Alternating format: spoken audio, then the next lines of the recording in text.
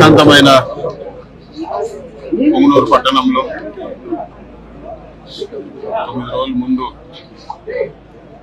ఆఫియా అనే చిన్న 7 ఏళ్ల అమ్మాయి మిస్సింగ్ అవడము, దాని తర్వాత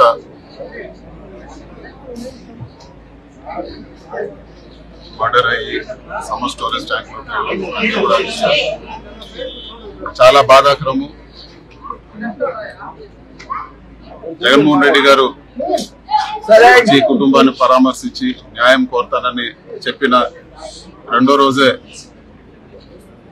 మంత్రులందరూ కూడా రావడము, కేసు కూడా కొలికి రావడము, ఇవన్నీ కూడా మనం చూస్తా ఉన్నాము. ఇదే ఇంట్రెస్ట్ మొదటి రోజే ఉండింటే బహుశా పాప ప్రాణాలతో కాపాడిండొచ్చు అని చెప్పి కూడా నేను భావిస్తున్నాను.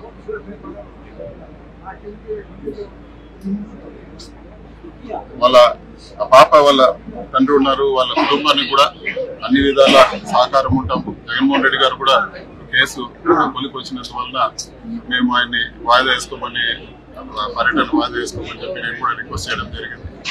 వైఎస్ఆర్ కాంగ్రెస్ పార్టీ తరఫున వాళ్ళ కుటుంబానికి అన్ని విధాలా మేము అండగా ఉంటాం.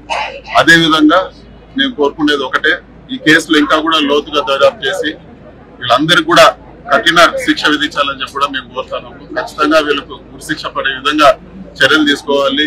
దానికి ఎవిడెన్స్ అంతా కూడా బిల్డప్ చేసి ఖచ్చితంగా ఎంత కఠినంగా శిక్షించాలంటే వేరే ఎవరన్నా కూడా ఇట్లాంటి ఆలోచన చేయాలన్నా కూడా భయపడే విధంగా శిక్షించాలని చెప్పి కూడా మేము కోరుతా ఉన్నాము. అదేవిధంగా ప్రభుత్వం సకాలంలో స్పందించాలని చెప్పి కూడా ఇట్లాంటి ఇన్సిడెంట్స్ జరిగినప్పుడు సకాలంలో స్పందించాలా, ఇవి ప్రివెంట్ చేసే విధంగా కూడా వ్యవహరించాలని చెప్పి కూడా మేము కోరుతాను. కర్నూలులో ఒకటి జరిగింది, ఈరోజు పొంగనూరులో జరిగింది, నిన్న వైఎస్ఆర్సీపీ కార్యకర్త ఒకరు మర్డర్ అవడం జరిగింది. ఇలాంటివన్నీ గవర్నెన్స్ పైన దృష్టి పెట్టాలా ప్రభుత్వం అని చెప్పి కూడా మేము కోరుతా ఉన్నాము. అంతేగాని పనికిరాని విషయాలపైన దృష్టి పెట్టి ప్రజలకు ఉపయోగం లేని విషయాలపైన దృష్టి పెట్టకుండా ప్రజలకు ఏదైతే భరోసా కల్పించాలో దానిపైన దృష్టి పెట్టాలని చెప్పి కూడా మేము కోరుతున్నాము. దీంట్లో పాలిటిక్స్ కి ఎటువంటి తావు లేదు. అందరూ కూడా చాలా బాధాకరమైన విషయం. అందరూ కూడా ఊరందరూ కూడా పాప మిస్సింగ్ అయినప్పుడు కానీ చనిపోయిందని తెలిసినప్పుడు అందరూ కూడా చాలా బాధపడ్డారు.